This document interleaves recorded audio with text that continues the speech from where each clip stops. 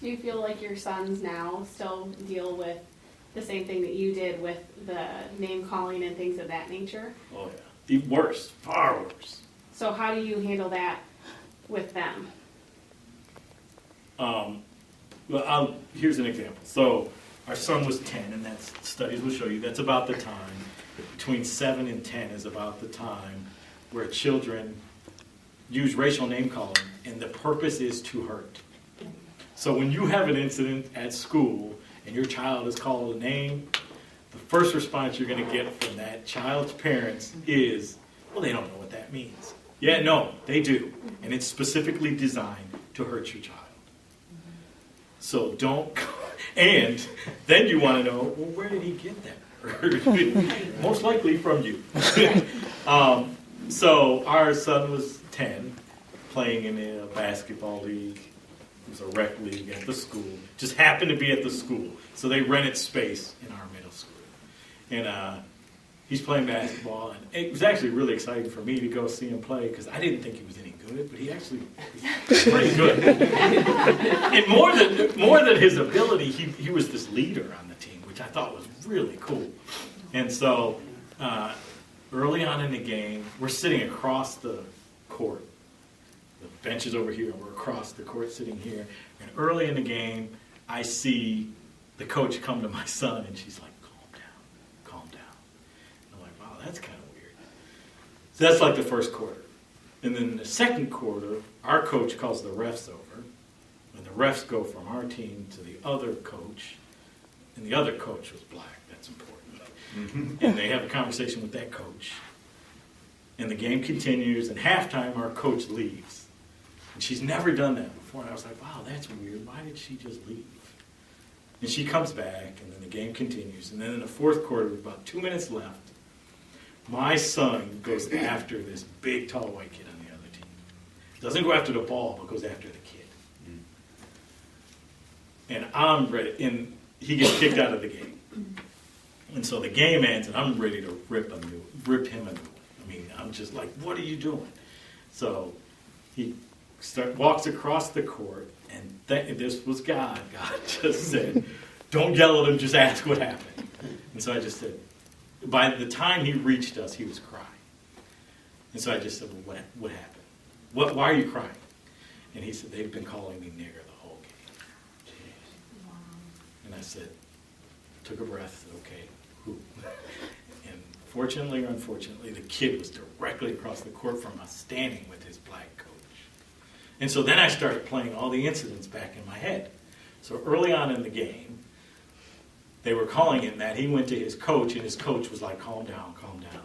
Then he told the coach again, and the coach calls the refs over. The refs go over to the other team and tell the other team, cut it out. He continues till the fourth quarter. Oh, during the half, our coach leaves to go talk to the commissioner of the league because she doesn't know what to do.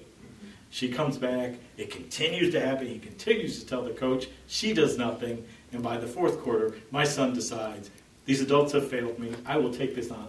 I will handle this myself. And goes after the kid. And so I get up and I had every intention of having a conversation with the coach and his dad. But by the time I crossed the court, I just went at the kid. And all I can remember saying was, call my son a nigger one more time.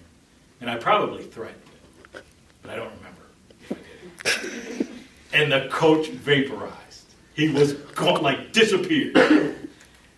And then I'm going back and forth with his dad, and his dad is defending this kid. And then this also rubbed me the wrong way, is that, so then the kid felt justified to get in this adult conversation and start debating me on this. And I'm like, you're a 10-year-old kid, why are you talking to me? And so the kid's justification was, I didn't say that, I said the F word. I'm like, that's not good either. And so then it was getting loud, and the security guard had come over. And I had gone to church with the security guard, so I knew him, Nate. And so I'm like, let's get out of here, let me just call this man. So I just turn around to leave. And as I'm turning around and walking across the court, the kid's father says, as loud enough for the whole gym to hear. It's just a fifth and sixth grade basketball game. And I'm like, oh, and then I'm thinking, don't put this out there that I'm this crazy basketball dad because my son just lost a game. Right. So I can make my voice pretty loud when I need to. So I turned around, and then that got my wife up, and I was like, oh, it's going to get really quick. And she started to come over. My son, did Zion come over? Yeah, he came over. So, and I turned around and said, stop being about a basketball game when your son called my son a nigger. And I said it loud enough so that the whole court could understand what was going on. Yeah. And then Nate, the security guard, came back, and I could see this was going nowhere fast. I just gathered my wife and son, and we left. Then later on that day, Zion, our son, was playing Xbox video games, and they have the ability in the video games to message each other. And this kid messaged him one word, and it was just nigger. And so I go up to the school Monday morning. And Was this kid at the same school? yeah, they both go to the same school. And we were good friends with the principal, assistant principal was a black woman. And so I go into Rhonda, and she goes, I'm glad you came.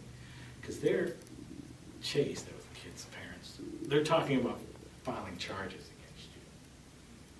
And she's like, unfortunately, we can't do anything because that league doesn't have anything to do with our school. It just runs space here, so sorry, good luck. You should probably call the police. So I had to call the police. And it was a cool young white cop came out. And I showed him the picture of the message that was sent. And he was saying, and he said, man, I wish he would have threatened your son. Because we could have got him then. But there's not a whole lot we can do. And so, yeah,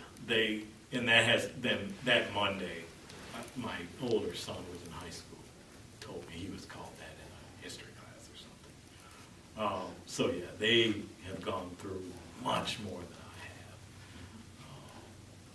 have. Yeah, and it's tough to sit there and watch your kid go through that. And so here's the interesting part of that story is, so 2 or 3 years later, my son's in the same league, another basketball team, and this time a teammate calls him that. And right away, the coach kicks the kid off the team, calls us, tells us what happens, and the adults did it right that time. And my son comes home and tells us that. And the first time that happened, it crushed him. I mean, it broke him. And to watch your son go through that is just heartbreaking. So 2, 3 years later, same thing happens. But this time it doesn't faze him.